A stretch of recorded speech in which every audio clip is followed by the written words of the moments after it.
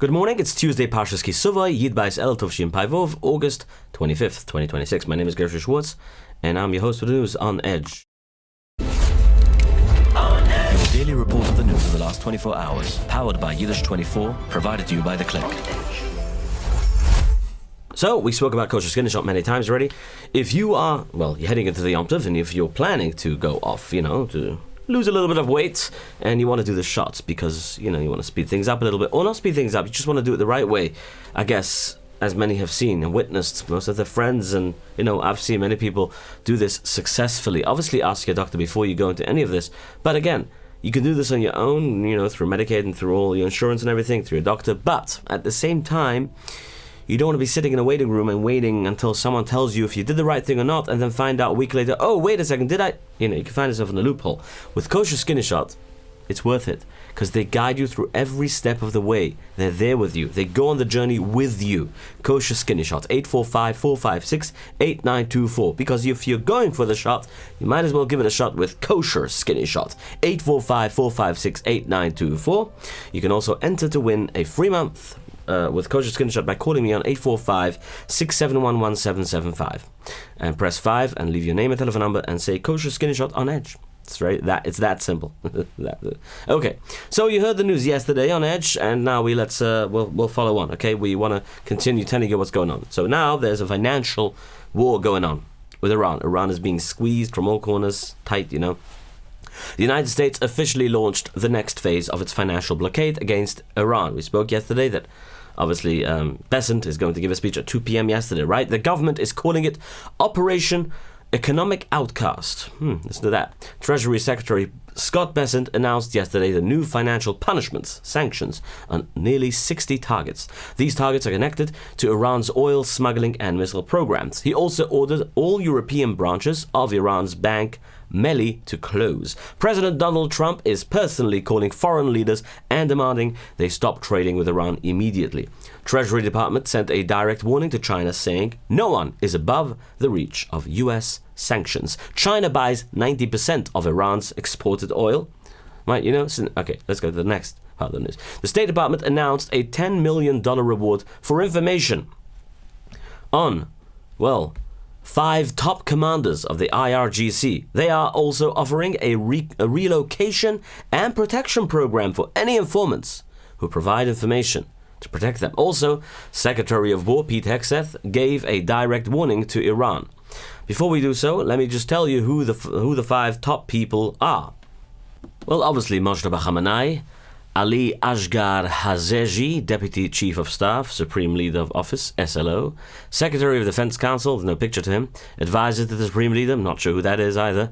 Then we have, obviously, Yahya Rahim Savafi, he's the SLO Military Advisor, Military Chief, I don't know who this guy is, Advisor, SLO Secretary Supreme National Security Council. Then we have Eskandar Momeni, Minister of the Interior, Director of the number 9. Oh, there's more than 5 people here. I guess they added more people. Director, Minister of Intelligence and Security. Then we have Ahmad Vahidi. Oh, we all know this guy. Everyone knows who this is. The commander of the IRGC. Then we have Ali Abdullah, the Chief of the Katmolambia Central Headquarters, the KCHQ. Then we have Saeed Ajan, he's the Aerospace Force guy. Then we have Hamid Reza Lashgarian, whatever, Cyber Electronic Command. You can imagine he's probably one of those, hackers. Majid Kademi, he's the Intelligence Office. Yes, that intelligent is he. All right, so basically it says here, this is the report that we have here, Islamic Revolutionary Guard Corps key leaders, up to $10 million. So this is where you can submit a tip, and you could, let's see what it says here. Oh, it doesn't give me, it gives you all the people again, all these IRGC people. If you have any information on them, you can just submit a tip to those websites and give them everything you need about those guys. So Moshtaba is on the list for sure. All right, let's continue to where we are up to.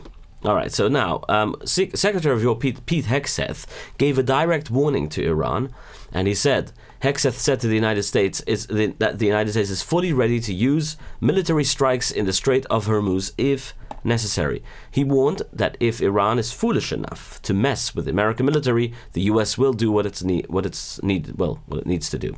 As you can see, the Trump administration is trying to force Iran into total compliance.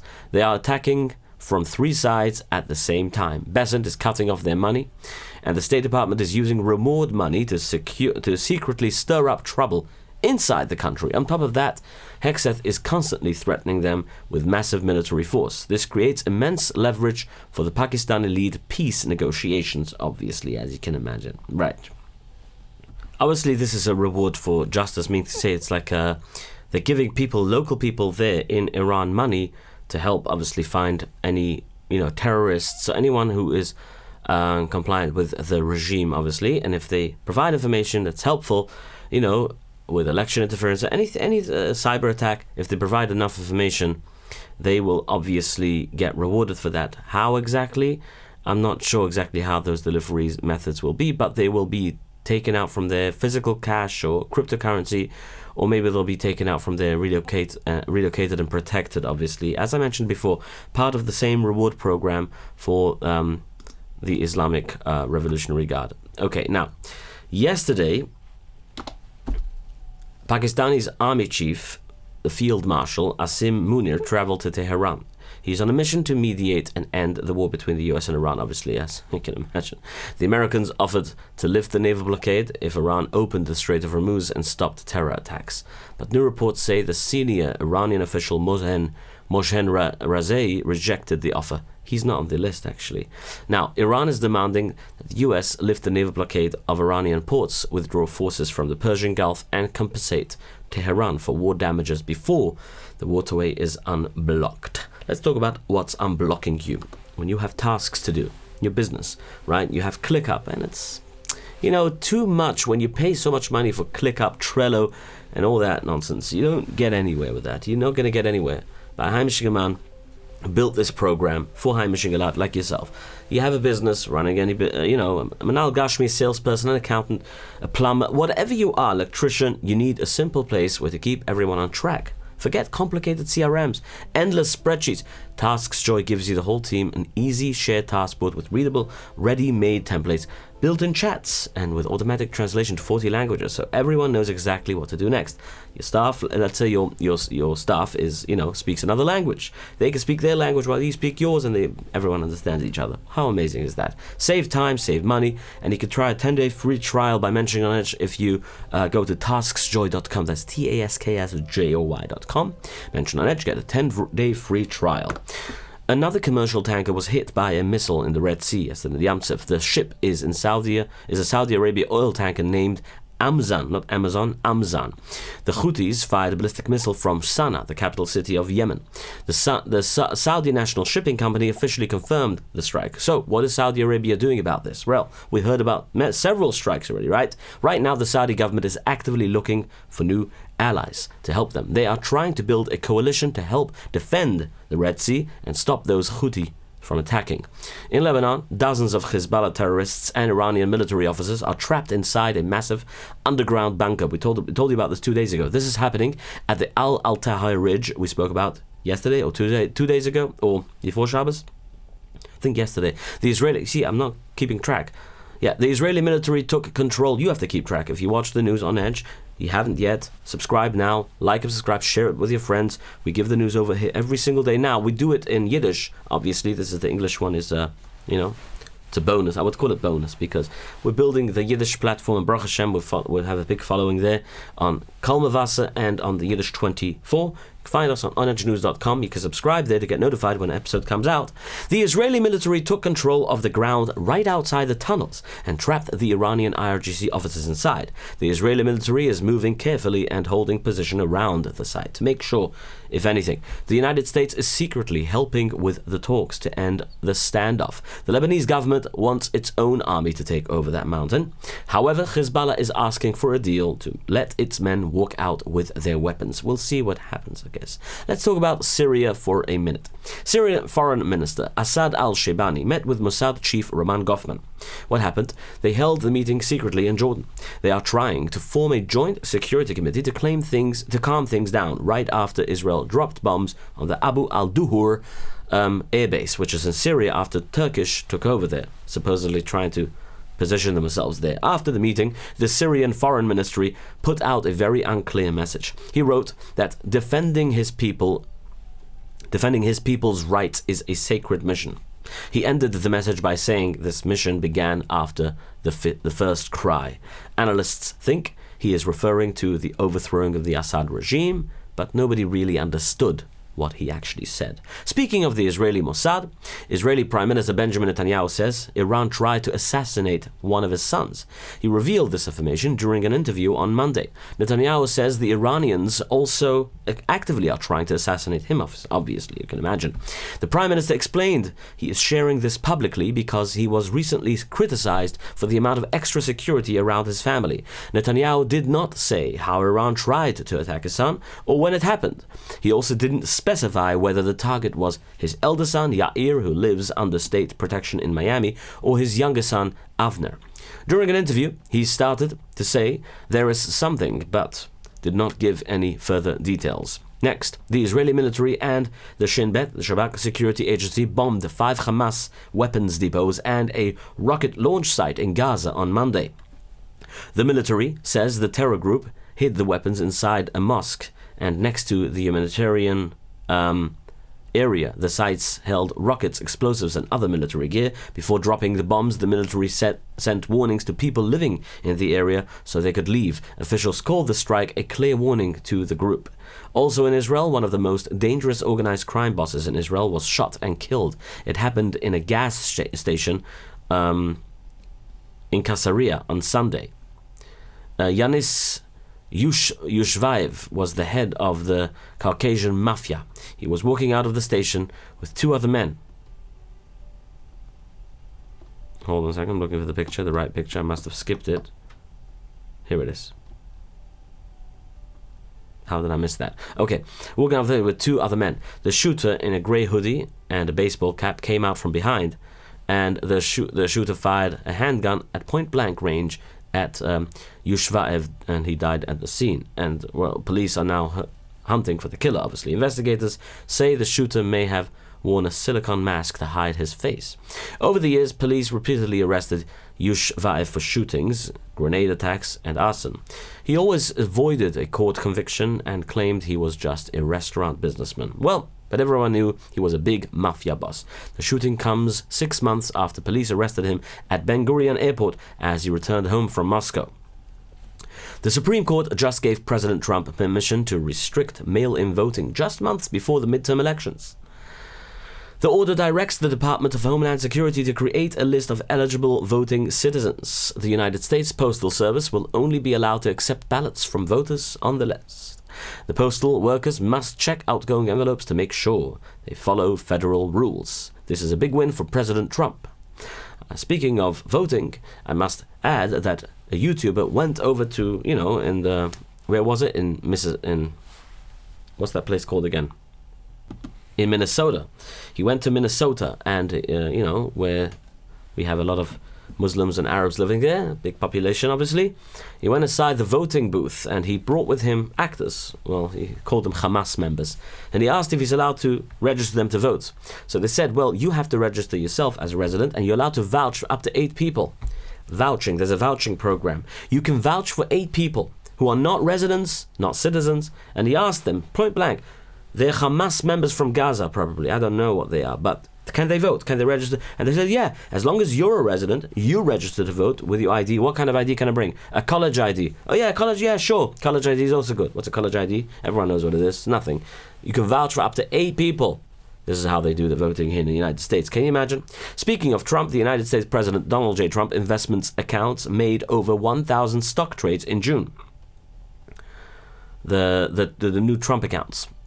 A new government report shows his account bought stocks... they're talking about his personal accounts? Shows his accounts bought stocks over 550 times and sold over 450 times.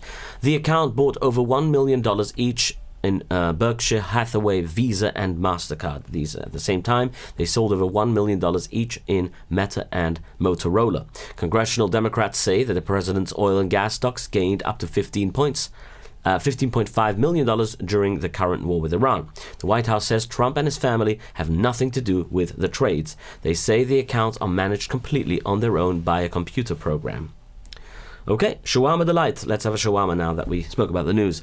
In 26 Spring Valley Marketplace, it's right next to Bingo. And, you can stop by, get a good shawarma. They have the best lamb shawarma in town. You can go onto sdny.store, order yourself a shawarma to get it delivered within Muncie for free. And you can call 845-272-0011, do the same. And also, you can stop by, mention on Edge, get a free drink. The kids get free ISIS, by the way. Okay. All right, on the way to the mountains, back to the mountains, it's exit 14, it's right there. New York City's Mayor Zohran Mamdani announced a $4 billion plan to rebuild the broken Brooklyn-Queens Expressway, also known as the BQE. They are going to fix, he's saying, listen to him himself. $1 million. But all we have to show for it is this. So here's the plan. We're going to repair the 1.5 miles of the... You want to hear him talk or me talk? All right, I'll tell you. So they're going to fix the stacked part of the road between Atlantic Avenue and Staten Island and in Brooklyn. And Sands Street in Brooklyn, to keep cars off local streets. Crews will build a temporary highway next to Brooklyn Bridge Park. Construction will not start before 2030, and it will take about 10 years to finish. Welcome to Brooklyn. Mamdani posted a video online explaining his plan. He says the repairs will make the road last another 40 years. He also pointed out that past mayors tried and failed to fix this exact 1.5 mile stretch, but Mamdani says his new plan will finally solve the problem without stopping traffic. Gotta be careful because, he's got connections to, what they're gonna put in that bridge. Anyway, Trump was very busy on Truth Social. He is still very mad at Canada. First, he posted the United States is giving serious consideration to changing the name of Lake Ontario to Lake America.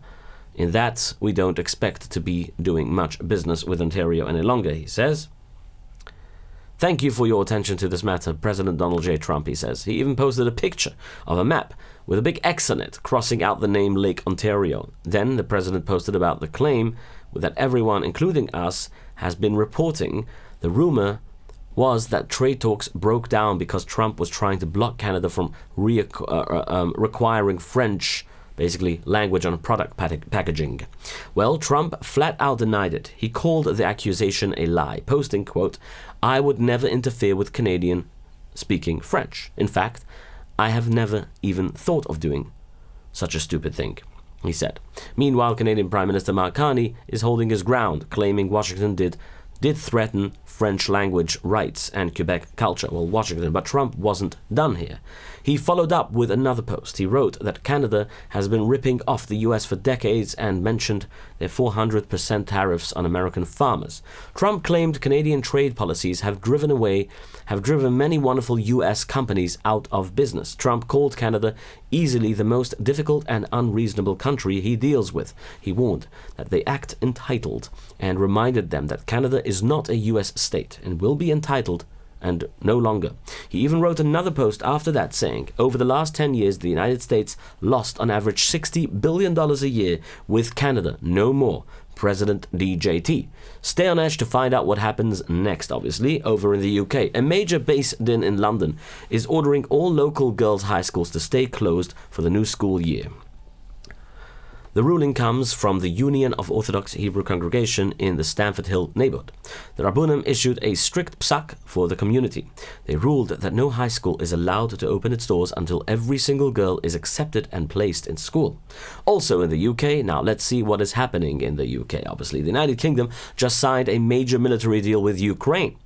Britain is now the first foreign country allowed to see Ukraine's secret battlefield information. The two countries signed the agreement on Monday in Kiev. In exchange for the information, the British government is sending new technology and researchers to help Ukraine. The goal is to use the data to build new artificial intelligence AI systems for the military. In Lakewood, a massive fire broke out in a shul in Lakewood early yesterday morning. The fire started shortly after 6 o'clock at Mordy's Stiebel, sending dozens of firefighters and emergency workers rushing to the scene. They were able to get the blaze under control. Baruch Hashem, Maim, the Sifra Torah was saved from the flames and nobody was hurt. In Borough Park, we have some sad news from Borough Park. The Sanze Gribbe Rebbe Harav Halbestam, was nifta on Monday evening. He was 70 years old, and he had been battling a serious illness for nearly 2 years now. His levaya took place last night at 10 p.m. Baruch dayan hu emes. We don't like finishing with such news, but the good news is that we will be back tomorrow, and we will be here to tell you some more news. Okay, and with that, my friends, I'll leave you here. YS Capital Group. You know, you can get an investment. The good news is you can invest even if you don't have the cash, because you can borrow the money from YS Capital Group. 718-831-2168, the best lenders on the market. Direct lenders, fast approvals, and also they get you the no closing costs, which you can find out about 718-831-2168. If I want to book a taxi, you call 845-622-1111. That's 845-254-1111 when it's from a palm tree. Arrive express, and then you have, obviously... Who else? Protobite. 347-354-1237. Protobite. 347-354-1237. You know what Protobite does. If you don't, you can go back to yesterday's news and find out. All the best, my friends, and we'll see each other, Be'ez Hashem Yisborach, tomorrow. Your daily report of the news of the last 24 hours, powered by Yiddish 24, provided to you by The Click.